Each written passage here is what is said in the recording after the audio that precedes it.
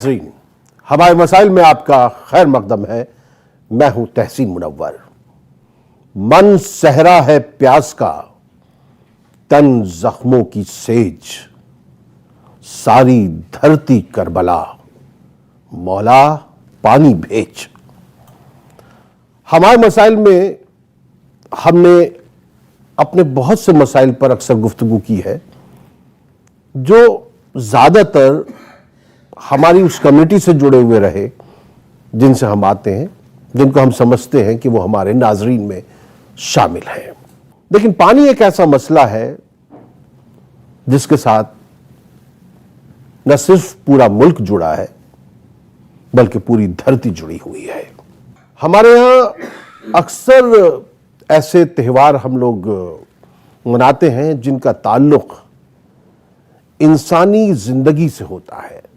यूं तो सभी त्योहारों का ताल्लुक जो है इंसानी जिंदगियों से होता है, कुछ धर्म से जुड़े होते हैं लेकिन उसके बावजूद उनका ताल्लुक समाज से भी होता है। धर्म और समाज मिलकर ही हमारी पूरी जिंदगी को आगे लेकर चलते हैं। आज हम आपको करबला लेकर चलेंगे। करबला का जो ताल्लुक प्यास से है, सारी धरती करबला, मौला पानी भेज। पानी दुनिया की एक ऐसी समस्या, एक ऐसा मसला बनता जा रहा है कि जो आगे आने वाले वक्तों में हम देखेंगे कि कहीं जंग की सूरत ना ले ले। अगर बरसात थोड़ी ताखीर से आती तो हम दिल्ली में भी सबको अलतश अलतश यानी हाय प्यास करता हुआ पाते। अगर चेन्नई में बारिश थोड़ी, तमिलनाडु में बारिश देर से आ जाती तो वहां भी पानी की यही सूरत हाल होती। कई दरिया, नदी, नाले सूखते जा रहे हैं क्योंकि इंसान ने मजहब को ढंग से समझा नहीं है। मैं बहुत कुछ कह चुका हूं। हमारे दरमियान चार अहम शख्सियात मौजूद हैं, उन्हें बहुत कुछ कहना है, और हमारे दरमियान जो बच्चे मौजूद हैं उन्हें बहुत कुछ आज सुनना है। उन्हें सुनना है कि करबला क्या है, प्यास क्या है, और इस प्यास को हम किस तरह अपनी जिंदगी में एक तामीरी तौर पर लेकर आ सकते हैं और पानी बचा सकते हैं, साफ पानी का इंतजाम कर सकते हैं, साफ और पीने के पानी का इंतजाम कर सकते हैं। हम गंगा को किस तरह साफ कर सकते हैं, वो गंगा जो कि हमारी एक अहम वसीला है पानी का, हम उसको किस तरह से साफ कर सकते हैं, किस तरह अपनी नदियों को साफ कर सकते हैं, हम इस पर भी बात करेंगे। हम गौर करेंगे क्या करबला हमको पानी की बचत की तरफ लेकर जा सकती है, क्या करबला हमको दूसरों की प्यास का एहसास करा सकती है, क्या करबला की कुर्बानी हमारी जिंदगियों को हमारे लिए एक मशअल राह बन सकती है कि नहीं। आइए मैं तारुफ करा दूं, हमारे दरमियान जो चार अहम शख्सियात मौजूद है, हमारे दरमियान मौजूद हैं आली जनाब मौलाना इरफान हैदर साहब। हम आपका खैर मकदम करते हैं। हमारे दरमियान दिल्ली यूनिवर्सिटी से मौजूद हैं डॉक्टर अमित सुमन साहब। हम उनका भी खैर मकदम करते हैं। समाज में तब्दीली के लिए हमेशा कोशा रहने वाले, समाज की बहबूदगी के लिए काम करने वाले और समाज को आगे बढ़ाने के लिए काम करने वाले डॉक्टर कलीमुल हफीज साहब भी हमारे दरमियान मौजूद हैं।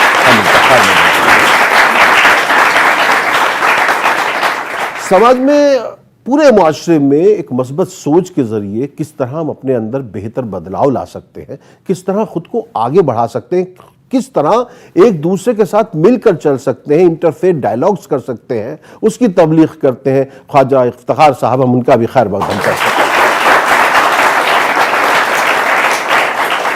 इरफान हैदर साहब, हमारे दरमियान ये जो बच्चे मौजूद हैं ये एक ऐसे इदारे से हैं जहां वो मीडिया की तालीम हासिल कर रहे हैं।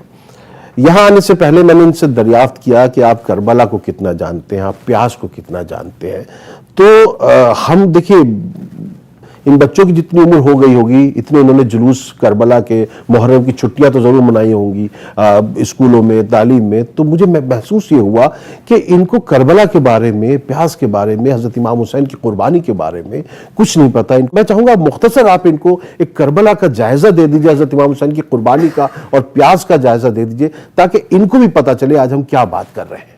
मोहतरम नाज़रीन, करबला एक हक और बातिल की लड़ाई का नाम है, जहाँ पर यजीद इब्न माविया अपने इंतहाई जुल्म के ज़रिए से पूरी दुनिया पर हुकूमत कर चुका था और उसका ये मकसद था कि अगर मैं जुल्म के ज़रिए इमाम हुसैन से बैत ले लूँगा तो दुनिया पे तो हुकूमत है ही है, मैं और मज़हब का लिबास पहनकर पूरी कायनात पे छा जाऊँगा। इमाम हुसैन अलैहिस्सलाम ने जुल्म के ख़िलाफ़ आवाज़ उठाकर, जुल्म ही नहीं बल्कि हर बुराई के ख़िलाफ़ आवाज़ उठाकर छोटे छोटे बच्चों को करबला की सरजमीन पर ले जाकर करबला को अपने हाथ से खूबसूरत अंदाज से इस तरीक़े से उस गुलदस्ते को सींचा कि जहाँ पर आपके साथ में एक छोटा सा अली असगर 6 महीने की उम्र थी, उसके लिए आपने इस फ़ौज अश्किया से पानी तलब किया। फ़ौज अश्किया की तरफ से पानी के जवाब में एक तीर मिला और तीर उस बच्चे के गले पर लगा। गले पर तीर लगने के बाद में आपने, सच बताइए उस वक्त इमाम हुसैन कितना बड़ा इंतकाम ले सकते थे इस पूरी दुनिया से, लेकिन इमाम हुसैन ने इंतकाम न लेकर जैसे ही आसमान की तरफ उस खून नाहक के कतरों को उछालना चाहा तो आवाज़ कुदरत आई, ए हुसैन, अगर एक खून का कतरा, नाहक खून का कतरा मेरी तरफ आ गया तो क़यामत तक एक भी कतरा आपका नाजिल नहीं होगा, यानी पानी नाजिल नहीं हो सकता। इंसान की ज़िंदगी के लिए पानी अहम है, क्योंकि ख़ुद कुरान मजीद का इरशाद है कि व अंज़लना मिनल मौसरात मअन सज्जजा, हमने तुम्हारे लिए यानी इंसानों के लिए मूसलाधार बारिश को नाजिल किया इन बादलों के ज़रिए। इमाम हुसैन ने इंसानियत को बचाने की खातिर उस खून के कतरों को आसमान की तरफ नहीं फेंका, बल्कि अपने चेहरे पे मलने के बाद में कहा कि मेरा असगर रहे ना रहे लेकिन इंसानियत बाकी रहे। पूरी कायनात में अगर पानी नहीं बरसेगा तो पूरी दुनिया आज ख़त्म हो जाती। करबला एक हकीकत यह है कि यहाँ पर जुल्म के ख़िलाफ़, तशद्दुद के ख़िलाफ़ और ज़िना के ख़िलाफ़ इमाम हुसैन ने हर बुराई के ख़िलाफ़ आवाज़ उठाकर साबित कर दिया कि मेरा घर रहे या ना रहे। इस्लाम में जब जब भी अजीज़ान मोहतरम आप कोई भी तारीख़ उठाकर देख लेंगे कि कोई सी तारीख़ नहीं बता सकती कि किसी की जान ले सकते हैं। नहीं, इस्लाम ये कहता है कि आप अपनी जान की कुर्बानी लगा दीजिए ताकि दूसरे के इंसान की जान बच जाए।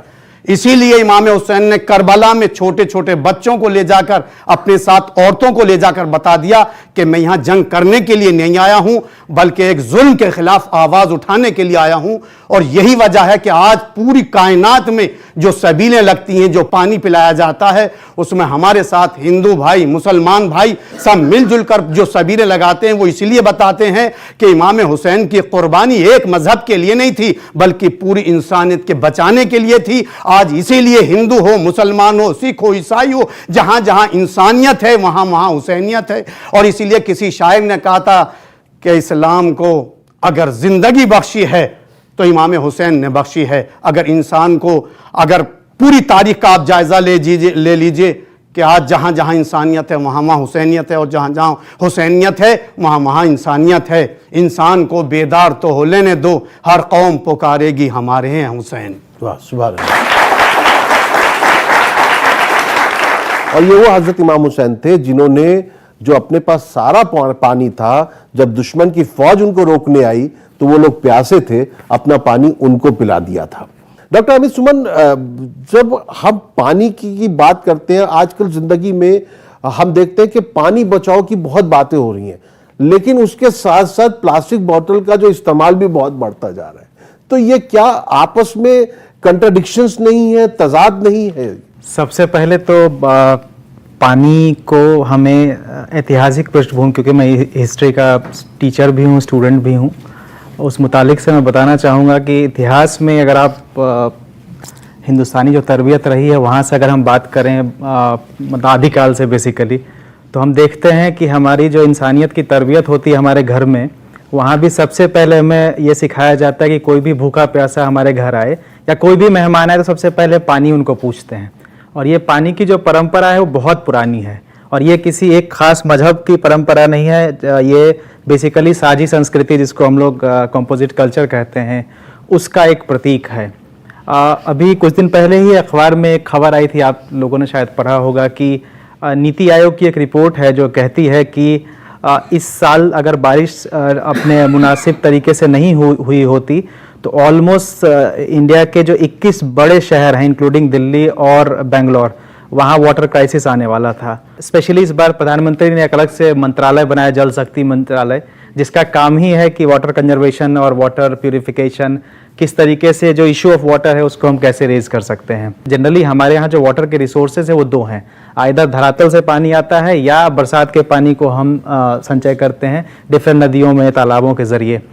आपको ये जान के हैरानी हुई, खास करके यंग बच्चों को, कि जो जितनी पानी हमें चाहिए हिंदुस्तान में, एटलीस्ट हम फॉर्चुनेट हैं, हमारी किस्मत बड़ी अच्छी है कि ऑलमोस्ट उससे 40% ज़्यादा बरसात का पानी हमें मिलता है। जितनी हमारी ज़रूरत है, जितनी खपत है, उससे 40% ज़्यादा हमें पानी मिलता है।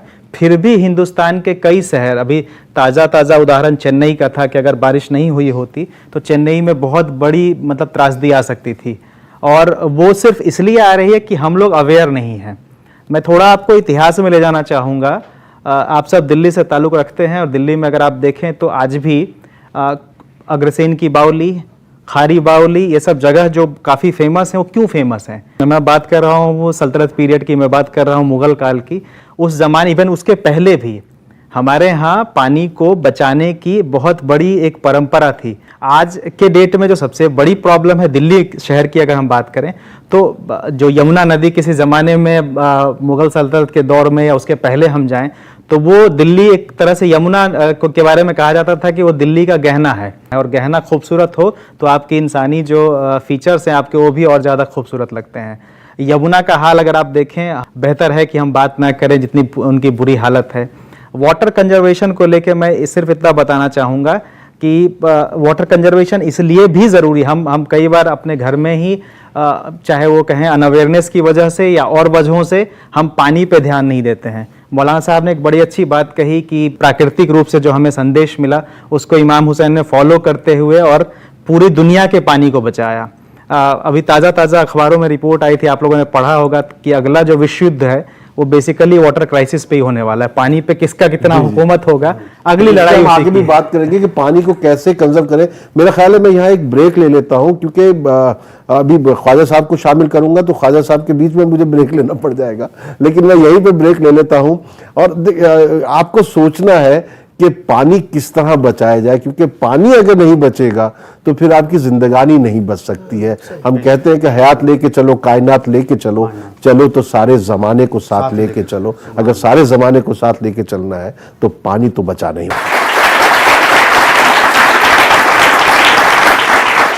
हमारे मसाइल में आपका एक बार फिर खैर मकदम है, और हम आज बात कर रहे हैं पानी के हवाले से। शिकवा कोई दरिया की रवानी से नहीं है, रिश्ता भी मेरी प्यास का पानी से नहीं है, लेकिन जो पानी का रिश्ता है हमसे वो बहुत मजबूत है, उस पर बात करनी है। ख्वाजा साहब, जो अभी हमने बातचीत की वक्फे से कबल, ये जो हम करबला के हवाले से पानी के बचाव की बात कर रहे हैं वो कितनी अहम है? छोटी छोटी 2-3 चीज़ें इन बच्चों को बताना चाहता हूँ ताकि ये समझ लें। बेशक। करबला, ये आप सुनते चले आ रहे हैं एक ज़माने से। मैं इसको तोड़ूंगा, इस शब्द को जो है कर्ब कहते हैं तकलीफ को, और बला एक ऐसा लफ्ज़ और शब्द है जिसको हम सब यूज़ करते हैं। बला की गर्मी है, इस्तेमाल करते हैं नहीं करते। यानी करबला का वो मैदान है कि जहाँ पर तकलीफ जो है उसकी अगर कोई इंतहा या उसकी कोई था हो सकती है तो उसको भी पार कर लिया गया, इसलिए वो मैदान ने करबला है। ठीक है। दूसरी बात जो मौलाना साहब ने कही, एक लफ्ज़ आया बीच में, बैत, अनुयायी बन जाना। हज़रत इमाम हुसैन के अनुयायी, उनके फॉलोवर्स, उनके मानने वाले। सामने कौन है? सामने एक ऐसा रूलर है जो अपने जुल्म से, अपने अत्याचार से, अपनी नाइंसाफ़ी से और अपने शासन की बजाय अपनी शासनहीनता से जो है वो तमाम दुनिया पर एक जुल्म का निज़ाम नाफिज करना चाहता है, जिसके खिलाफ हम अगर हिंदी में कहें तो धर्म युद्ध होता है, और अगर हम इस्लाम में कहें तो जिहाद होता है। तो जिहाद की सबसे बड़ी कोई जिंदा अगर मिसाल हो सकती है तमाम कायनात के लिए, मैं यहाँ हिंदू मुसलमान की बात नहीं, मैं तमाम कायनात, मैं पूरे ब्रह्मांड की बात कर रहा हूँ, हो सकती है, तो उसकी जो ज़मीन है, उसकी जो जड़ है वो मैदान करबला है, और उसमें उन तमाम लोगों ने जिन्होंने शहादत दी। इसलिए मैं जब हज़रत इमाम हुसैन का जिक्र करता हूँ तो मैं हजरत इमाम हुसैन थे ये जिक्र नहीं करता, क्योंकि शहादत जिसको नसीब होती है वो कभी मरता नहीं है। हजरत इमाम हुसैन कल भी जिंदा थे, आज भी अपनी कुर्बानी के साथ जिंदा हैं और हमेशा जो है वो जिंदा रहेंगे अपनी उस तालीम के साथ में जो उन्होंने पूरी इंसानियत को जो है तालीम दी है। अब आइए दूसरी बात पर। देखिए,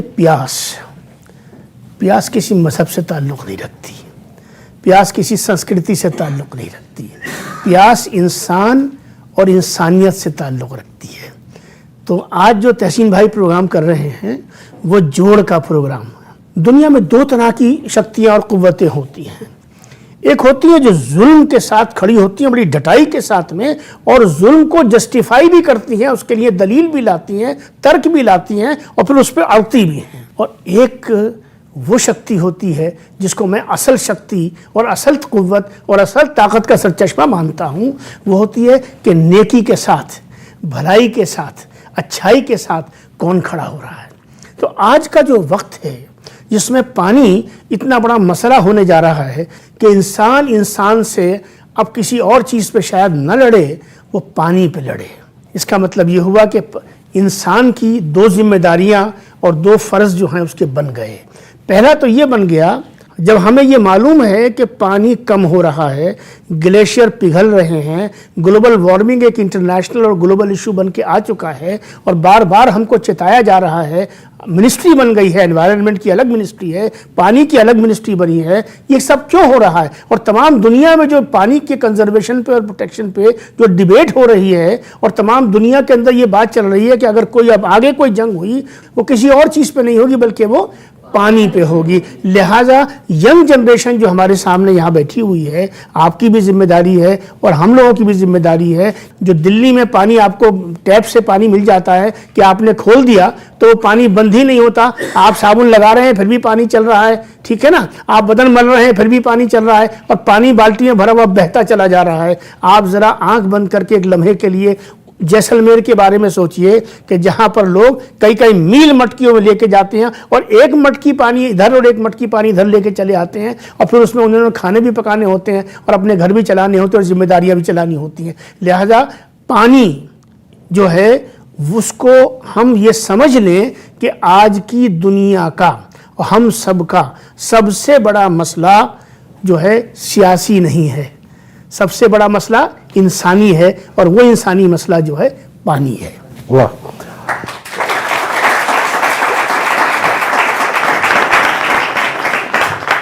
कलीम साहब, हमने जो ये इतनी बातचीत की, अब आप एक सामाजिक कारकुन हैं और एक बिल्कुल आप तो बिल्कुल यमुना के सामने ही रहते हैं और आपने अपने सामने उस यमुना को जो सिकुड़ते देखा है। हम ये कहना चाहते हैं कि क्या रास्ता है कि इस पानी को जो है संभाला जा सके। मैं पहले एक शेर के साथ, क्योंकि आपका प्रोग्राम एक शेर के साथ बात शुरू करूं अपनी, कि जिंदगी सबकी है मौकूफ यहाँ पानी पर। वाह, जिंदगी सबकी है मौकूफ यहाँ पानी पर, जिंदा रहना है तो पानी को बचाना होगा। वाह वाह वाह।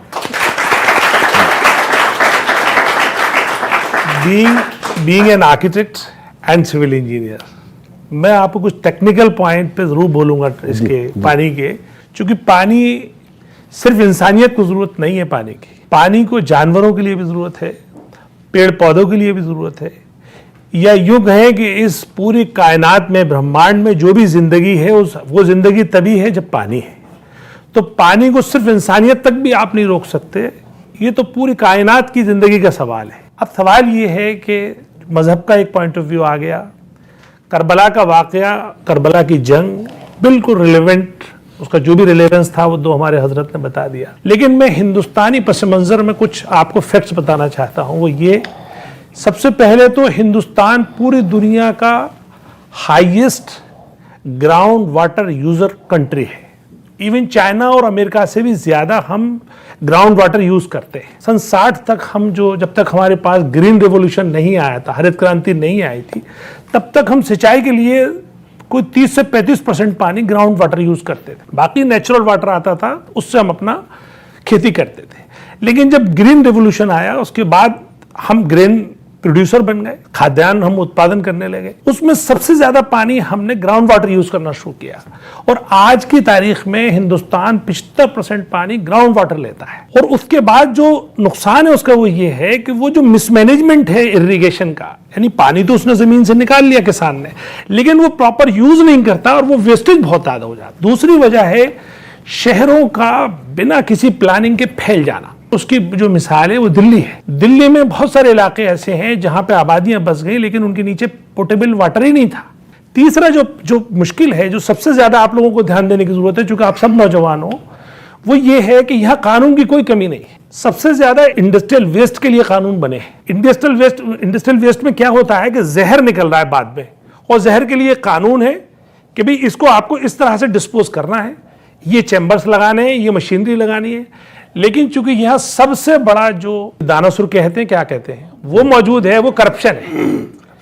उस करप्शन की वजह से वो पॉल्यूशन कंट्रोल वाले को पैसे देता है और वो जहर एज इट इज चला जाता है। और वो जहर जहां जा रहा है, यानी वो नदियों में जा रहा है। आपने बेंगलोर की नदी देखी होगी जो झील में और फिर एक नाले में कन्वर्ट हो गई। ऐसे ही हमारी जमुना है, ऐसी बहुत सारी नदियां हैं। तो बेसिकली जो हमारे पास पानी अवेलेबल भी है वो कंटामिनेटेड होता जा रहा है, क्योंकि हमारे यहाँ जो करप्शन है वो उन कानून को नाफिज नहीं होने दे रहा जो ऑलरेडी मौजूद है। उसके बाद एक स्टडी के मुताबिक 10 करोड़ लोग ऐसे हैं जिनके पास पीने का पानी घरों में मौजूद नहीं है। और एक स्टडी ये कहती है कि जो शहर हैं जो वेस्टर्न कल्चर से बहुत ज्यादा प्रभावित हैं, वहां पे क्या कर रहे हैं, वो लोग पानी हद से ज्यादा यूज कर रहे हैं, वो टैप खुला छोड़ देते हैं। लेकिन ये सब जो हो रहा है वो कहीं ना कहीं हमें अवेयरनेस ना होने की वजह से हो रहा है। तो मैं ये समझता हूं कि जंग होगी तब होगी, ये तो तय है। एक स्टडी ये बताती है कि 2020 में होना था, अगर बारिश नहीं होती तो 2020 में 40 शहर हमारे चपेट में आ जाते। लेकिन 2050 तक तो ये तय है कि अगर यही हालात चलते रहे, क्योंकि ये आपका मैन मेड क्राइसिस है, ये नेचुरल क्राइसिस नहीं है। क्योंकि जब भी हम कभी पानी कंजर्वेशन की बात करते हैं तो हमें ख्याल आता है डैम, हमें ख्याल वो नहीं आते कुएं बावली नहीं आती। भले से पिछली सरकार ने एक काम किया था कि वो नरेगा स्कीम ला करके उन्होंने वो तालाब खुदवाना शुरू किए थे। लेकिन अगेन वही बात है, जब करप्शन इस कदर है कि वो तालाब सिर्फ कागजों में खुद जाता है। मैं बच्चों आपको एक मैसेज देना ये चाहता हूं कि आप लोगों की जिम्मेदारी है कि जब भी गवर्नमेंट इस तरह की स्कीम लागू करे, खास तौर से पॉल्यूशन के लिए, पॉल्यूशन कंट्रोल के लिए, या जिस तरह से नरेगा में तालाब खोदने के लिए, तो आप लोग जागरूक होकर उस को प्रॉपर इंप्लीमेंट कराइए। ये तो वैसे भी मीडिया के स्टूडेंट हैं, इनकी तो बहुत ज्यादा जिम्मेदारी होगी। जाहिर है। हमारा मसाल में आपका एक बार फिर खैर मकदम है। आज हम प्यास करबला के हवाले से पानी पर बात कर रहे हैं, पानी कितना अहम है। हमारे दरमियान ये बच्चे जो है मीडिया इंस्टीट्यूट से आए हुए IMS से, ये कोई सवाल पूछना चाहेंगे। जी, क्या ये सच है कि 2030-40 आते आते सही में इतनी बड़ी क्राइसिस होगी जिससे जंग होगी? और फिर एक सवाल और कि क्या हमारा भारत अफ्रीका की केप टाउन जैसी बनेगी? क्योंकि अफ्रीका की केप टाउन में 2018 जनवरी में बहुत बड़ी क्राइसिस हुई थी, जिसके वजह से एक दिन में एक फैमिली को 50 लीटर ही पानी मिलता था। तो क्या वैसी सिचुएशन भी हमारे इस वर्ल्ड में आने वाली है? मुंबई में बहुत सी जगह हैं जहाँ पानी वक्त पर ही आता है, बहुत उसके साथ मिलता है। बहुत सी ऐसी जगह हमारे यहाँ जहाँ गर्मियों में पानी मिलता भी नहीं है। जी, आप बताएंगे कुछ? सबसे जो इम्पोर्टेंट बात है जो आपको जाननी चाहिए, जल शक्ति मंत्रालय की एक रिपोर्ट है जो ये कहती है कि वाटर लेवल बहुत नीचे जा रहा है और ऑन एन एवरेज एक इंसान को डेली यूज़ में 25 लीटर मिनिमम पानी की ज़रूरत होती है।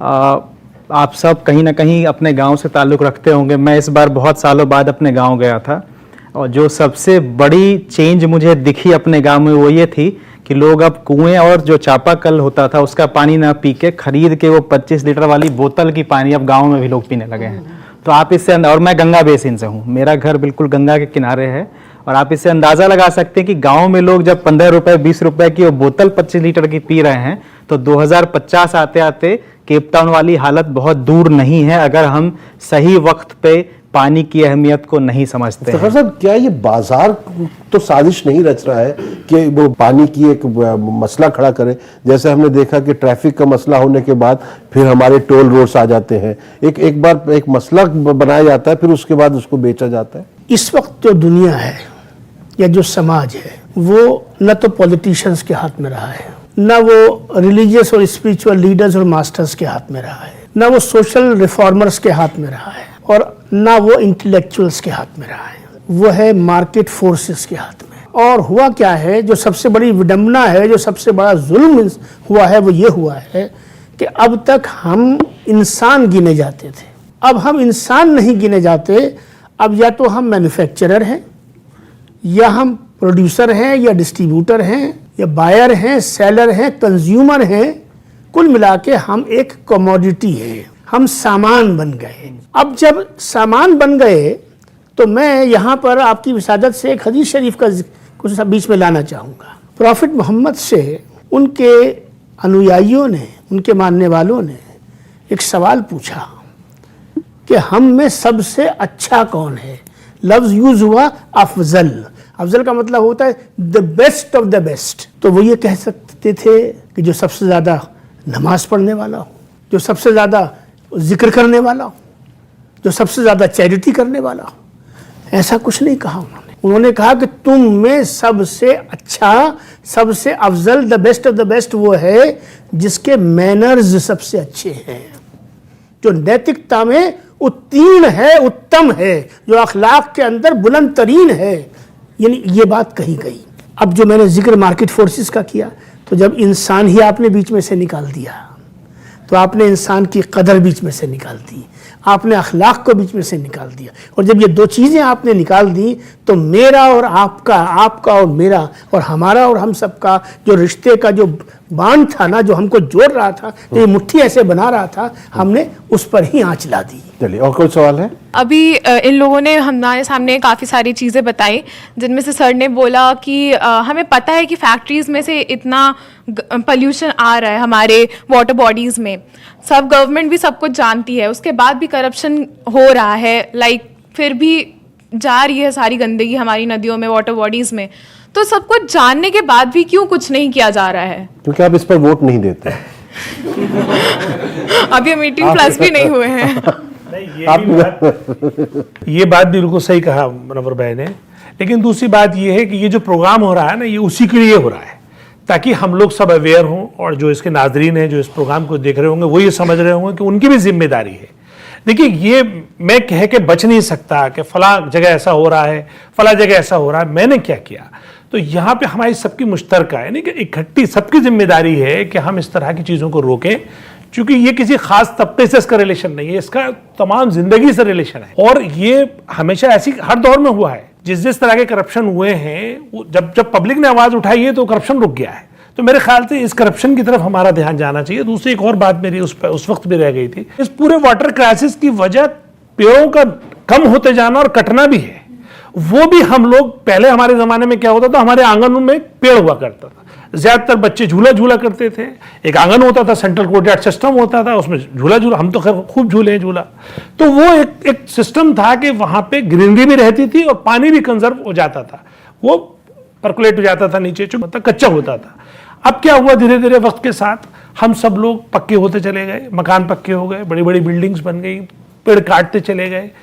पेड़ों का सिर्फ हम एक ही नुकसान समझते हैं कि सिर्फ वो एक कोई एनवायरनमेंट को इशू है वो, लेकिन एंड ऑफ द डे वो पानी पे आता है, उसी की वजह से सारा पूरा साइकिल बिगड़ रहा है। तो इसलिए हमें पेड़ काटने के खिलाफ भी मुहिम चलानी होगी। बिल्कुल सही। हाँ, सवाल बेटा। सर, मैं दिल्ली से हूँ, मुझे ये पूछना है कि अभी कुछ दिन पहले न्यूज़ आई थी कि हमारे वहाँ पे दिल्ली में एक सभापुर विलेज है, वहाँ पे पानी में ब्लड कैंसर आ रहा है मिला हुआ, तो मतलब सभी लोग बीमार पड़ रहे हैं इस लोगों से। तो मैं पूछना चाह रही थी कि इसका क्या समाधान हो सकता है? पूरी दुनिया आज इस मसले पे कम काम कर रही है कि पानी को कैसे खर्च किया जाए, बजाय कि इस मसले पे ज़्यादा काम हो रहा है कि कैसे हम रिसाइकिल, जो हमारे पास अवेलेबल रिसोर्सेज है, जितना भी पानी है, उसको कैसे हम प्रॉपर तरीके से रिसाइकिल करके फिर उसको रीयूज़ करने लायक बनाएं। दिल्ली में जो पानी का आपने कहा सभापुर वाला, वो न्यूज़ मैंने भी देखा था। प्रॉब्लम क्या है, दिल्ली में जो रिसाइकलिंग का प्रोसेस है, पानी की गुणवत्ता हम कैसे मापते हैं, उसके पीएच वैल्यू से। दिल्ली में जो हमें पीने का पानी मिलता है वो और जो आप किसी यूरोपियन कंट्री में पानी पीते हैं, उसमें ज़मीन आसमान का फ़र्क है। लंदन जाने का मौका मिला था 2-3 साल पहले, मैं विजिटिंग प्रोफेसर था वहाँ पे। वहाँ मैंने देखा कि मेरे एक दोस्त ने फर्स्ट डे वॉशरूम का जो टैप होता है वहाँ से पानी निकाला, ग्लास में पी लिया। हमारे यहाँ वॉशरूम का पानी लोग नहीं पीते हैं। तो मैं बहुत सरप्राइज था, मैंने उससे पूछा कि यार वॉशरूम का पानी कैसे पी सकते हो? तो उसने बताया यार जो इंडिया में हम पीते हैं उसका पीएच वैल्यू और यहाँ का इनकी जो क्वालिटी ऑफ वाटर है बहुत अंतर है। तो वो क्यों है? क्योंकि रिसाइकलिंग का जो प्रोसेस है यूरोपियन कंट्रीज में वो फार अहेड है इंडिया से। ये सब चीज़ों का जो कॉन्सेप्ट है वो अभी शायद हम थोड़ा पीछे हैं, इसी वजह से वाटर क्राइसिस इतनी बड़ी क्राइसिस बनती जा रही है। अमेज़न फॉरेस्ट जो जल रहा था और उसके बाद किसी ने ज़्यादातर कवर नहीं किया, उसके बाद भी मुंबई के एक फॉरेस्ट में अभी गवर्नमेंट ने लागू करा है कि 2700 पेड़ काटने हैं बिकॉज ऑफ मेट्रो कंस्ट्रक्शन। तो इन सब चीज़ों की वजह से जैसे अमेज़न का हुआ उसमें भी किसी और ने आके हेल्प नहीं करी, कुदरत ने ही कुदरत को बचाया। जब बारिश हुई तब जाके वहाँ पे थोड़ी आग कंट्रोल में आई थी। तो इन सब चीज़ों से रिलेटेड हम क्या बोल सकते हैं कि या तो गवर्नमेंट इन सब चीज़ों पे ध्यान नहीं दे रही है या फिर जिन्हें देना चाहिए वो इस मसले को इतना इंपॉर्टेंस नहीं दे रहे हैं। तो इसके बारे में क्या बोलेंगे? मैं रखना चाह रहा हूँ बेटा एक जुमला, फिर आपकी बात का जवाब, कि आज की दुनिया जितनी वॉर मैनेजमेंट पे इन्वेस्टमेंट कर रही है, अगर उसका 10% भी वाटर मैनेजमेंट पे और एनवायरनमेंट मैनेजमेंट पे खर्च करने लगे तो हमारे ये सारी जो समस्याएं हैं इनका समाधान निकल सकता है। बुनियादी चीज़ ये है। और एक बात पीछे जो आई करप्शन की, एक वक्त में एक शख्स दूध बेचता है जगह जगह बाल्टी में लेकर। ये एक मिसाल से जनरलाइज कीजिएगा उन तमाम लोगों को जो इस श्रेणी के अंदर फंस जाएंगे। एक समय वो आता है कि ये ही आदमी है जिसके पास कई सौ करोड़ रुपए की संपत्ति हो जाती है। पॉलिटिशियन होता है वो शख्स। पॉलिटिक्स में ये पैसा कहाँ से आता है भाई? ये दौलत कहाँ से आती है? सर वो पानी इस्तेमाल करता है ना दूध में, कहाँ से आती है? पानी से तहसील भाई कई सौ करोड़ इकट्ठे नहीं हो जाते। हर पॉलिटिशियन को आप देख लीजिए, आज मालूम होता है कि जैसे पॉलिटिक्स से अच्छा कोई इन्वेस्टमेंट नहीं है। कल कुछ नहीं था, बिल्कुल एक मामूली सतही आदमी था, जमीन पे रहता था, ना घर अच्छा था, गाड़ी को तो भूल जाइए आप, न बच्चों को ढंग से पढ़ा सकता था, ना अच्छा पहन सकता था। रातों रात। और एक लाइन का वाक़या सुना दूँ, किसी शख्स ने किसी के यहाँ काम करता था, एक मुलाजिम जो है, और इलेक्शन आ गए तो उसने कहा कि अपने मालिक से कि साहब मुझे आपकी बहुत दिन हो गए मुझे आपकी खिदमत करते हुए, और मेरे हालात जैसे जब मैं आपके पास आया था वैसे ही मेरे हालात अब हैं। मालिक पॉलिटिशियन थे। मालिक ने पूछा कि भाई तुम क्या चाहते हो मुझसे? तो उन्होंने कहा साहब मैं क्या बताऊँ, तो आप ही ज़्यादा अच्छा सोच सकेंगे। कहने तुम इलेक्शन लड़ लो। अब वो क्योंकि साधारण आदमी था, बहुत संजीदा बात कर रहा हूँ मैं, साधारण व्यक्ति था, वो राजनीति के इन गुणों को नहीं समझता था। उसने कहा साहब मैं अगर इलेक्शन जीत भी गया तो 5 साल के बाद क्या होगा? तो उसे जवाब क्या मिला? ये वो तर्क है जो मेरी बात के साथ जुड़ता है। तो कहा कि तुम्हें 5 साल के बाद भी इलेक्शन लड़ने की जरूरत पड़ेगी। कि बाजार जो सियासत ने हमारा क्या हाल कर दिया है, वो जो बाजार के खिलाड़ी हैं तेरा हर ख्वाब बेच डालेंगे। हमारे मसाइल में आपका एक बार फिर खैर मकदम है। आज हम प्यास के हवाले से और पानी की अहमियत पर और ऐसे पानी की पर बात कर रहे हैं जो इंसान की ज़िंदगी है, उसको कैसे बचाया जाए, कैसे पीने का पानी बचाया जाए और उसके लिए हम क्या कर सकते हैं। हम करबला को भी लेकर आए हैं और उसी पर अब हम बिल्कुल आखिर में है, तो मैं चाहता हूं कि अपने पैनल से बात कर लूं ताकि हम किसी नतीजे पर पहुंच सकें। ख्वाजा साहब, करबला किस तरह इस पानी के मिशन को जो है कामयाब कर सकती है? ये करबला जो है हमें 2 सबक देती है। एक सबक तो हमें ये देती है कि हमें कितना ही बड़ा संकट हो और कितना ही बड़ा हमारा इम्तिहान हो, हमें हर हाल में हर कीमत पर सच्चाई के साथ खड़ा होना सीखना होगा। करबला का जो है वो ये मैसेज है कि पानी की अहमियत को समझिए, उसकी हिफाजत को समझिए, उसकी कीमत को समझिए और उसका कंजर्वेशन हम कैसे कर सकते हैं। हम जिस तरह उसका इस्तेमाल एज इंडिविजुअल कर रहे हैं, एज इंस्टीट्यूशन कर रहे हैं, एज सोसाइटी कर रहे हैं, एज नेशन कर रहे हैं, एज इंडस्ट्रियलिस्ट कर रहे हैं, हम कहाँ किस किस तरीके से पानी के मामले में अपने आप को ज़्यादा से ज़्यादा इकोनॉमिक बना सकते हैं। डॉक्टर अमित सुमन, आप इसको किस तरह से जोड़ेंगे प्यास को, करबला को, और ताकि हम जो उनके मानने वाले हैं हज़रत इमाम हुसैन के, और वो सिर्फ मुसलमान नहीं है, सभी उनके मानने वाले हैं, तो अगर हम उनको श्रद्धांजलि दें, खराज अकीदत पेश करें, तो हम किस तरह पानी के मिशन को कामयाब कर सकते? इमाम हुसैन का जो मैसेज था वो ये था कि दुश्मन भी अगर आपके सामने प्यासा हो तो उसको पानी ज़रूर मिलनी चाहिए। एक वाक़या है जो हिंदू ट्रेडिशन से जुड़ा हुआ है। रामायण में एक बहुत ही इम्पोर्टेंट अध्याय है, अगर आप लोगों में से जिन्होंने पढ़ी होगी या सुनी होगी, जब रावण को बाण लगता है श्री राम का और वो लेटे होते हैं बिल्कुल अंत अवस्था में, तो राम कहते हैं लक्ष्मण से कि ये ब्रह्मांड का सबसे ज्ञानी आदमी है, और इस ज्ञानी आदमी से अगर आपको कुछ सीखना है तो जाओ, पहले उन्हें पानी पिलाओ और फिर उनसे बस वहाँ बैठ जाओगे तो बहुत कुछ सीख जाओगे, अंत वक्त है, आप जाएं और सीखें। लक्ष्मण जाते हैं, उन्हें पानी पिलाते हैं, गलती बस एक करते हैं कि उनके सिर के पास बैठ जाते हैं बजाय कि पैर के। अगर आप पैर के पास बैठते तो सामने मुखातिब होकर वो आपको बहुत सारी बातें सिखा पाते। तो जिस साझी विरासत की हम बात कर रहे हैं, एक तरफ इमाम हुसैन है, दूसरी तरफ भगवान राम है।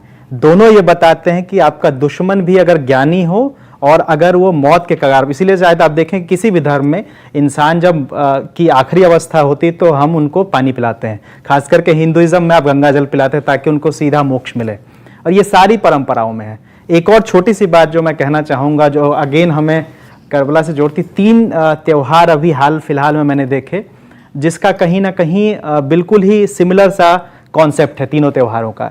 ईद में रमज़ान का मौका होता है, आप जब रोज़ा रखते हैं तो सुबह सुबह आप सहरी करते हैं जिसमें आप पानी और जो भी आप खा सकते हैं खाते हैं, फिर पूरा दिन आप भूखे रहते हैं, प्यासे रहते हैं, शाम को फिर नमाज के बाद इफ्तार करते हैं और फिर आप अपनी प्यास बुझाते हैं।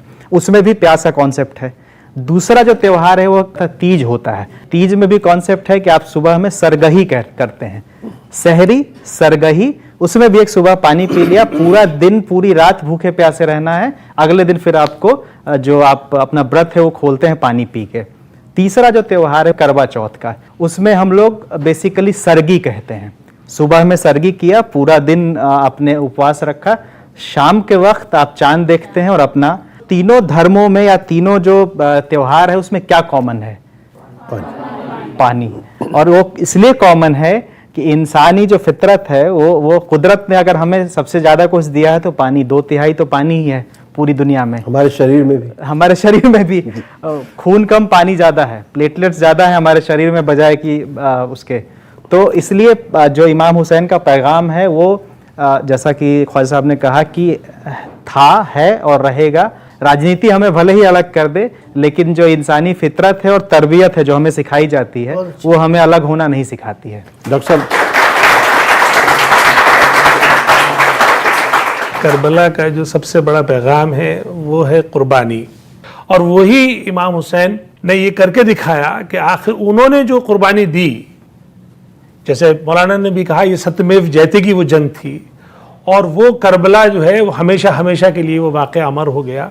और हर साल वो मुहर्रम जब आता है, महीना है ये मुहर्रम, इस्लामिक कैलेंडर में फर्स्ट मंथ होता है मुहर्रम का, और ये मुहर्रम के जो ये 1 to 10 जो तारीख़ है 1 से 10 तक, उसके बीच में ये पूरा वाक़या है।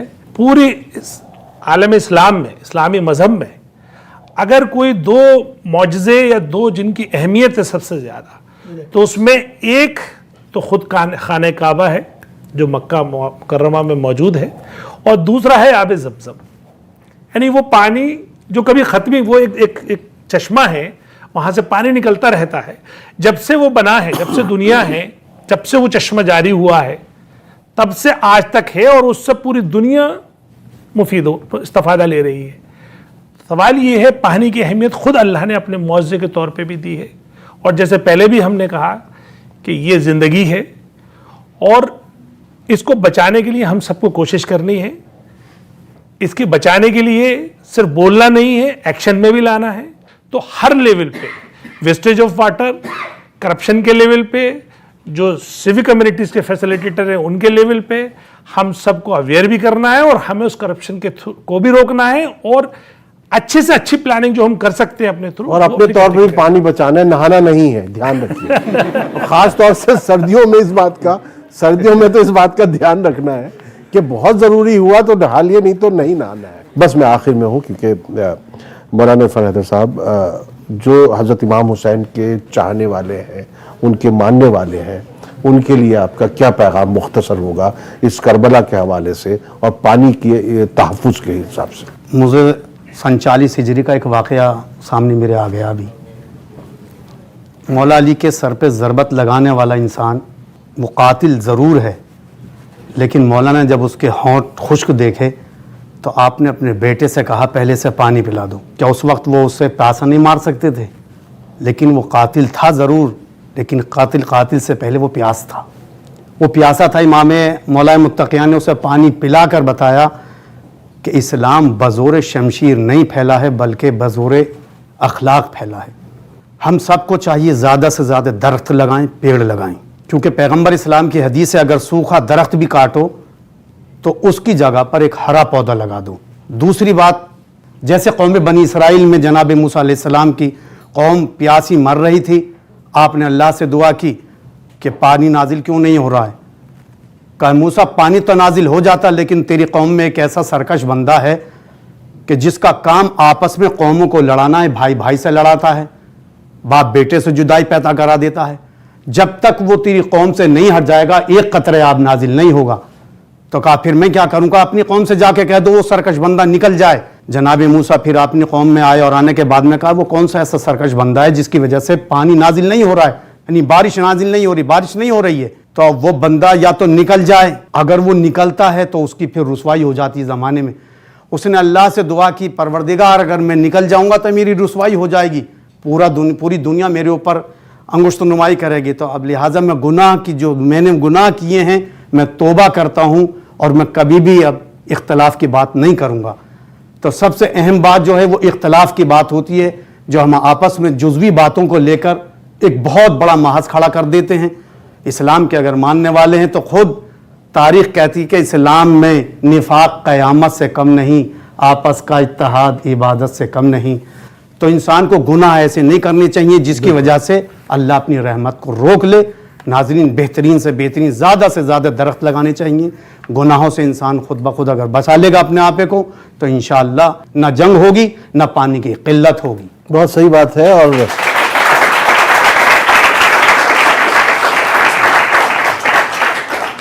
देखिए नाज़रीन, पूरी दुनिया हिंदुस्तान की तरफ देख रही है। हिंदुस्तान जो है आगे बढ़कर पूरी दुनिया को लीड कर सकता है। हमारे अंदर जो सूफिज्म है, जो भक्ति है, जो हमारे अंदर आपसी मेल मिलाप भाईचारा है, इस तरह का मुल्क आपको पूरी दुनिया में कहीं नहीं मिलेगा। तो इसलिए इस पूरे मुल्क को मिलजुल कर जो है अपने जो रिसोर्सेज हैं, अपने जो वसाइल हैं, उनका तहफ़्फ़ुज़ करना होगा और एक दूसरे का तहफ़्फ़ुज़ करना होगा। और जहाँ तक हज़रत इमाम हुसैन की बात है, उनकी तालीम इंसानियत की तालीम है, उस पर हम सबको चलना होगा। पंडित भुवनेश शर्मा भुवन अमरोवी के दो शेर हैं कि हिंद में काश हुसैन इब्ने अली आ जाते, हिंद में काश हुसैन इब्ने अली आ जाते, चूमते उनके कदम पल के बिछाते हिंदू, जंग करने अगर आ जाता कोई उनसे यजीद, उसे रावण की तरह धूल चटाते हिंदू, उनके खैमे भी गंगा के किनारे होते, उनके पशुओं को भी पानी पिलाते हिंदू। बहुत बहुत शुक्रिया अदा।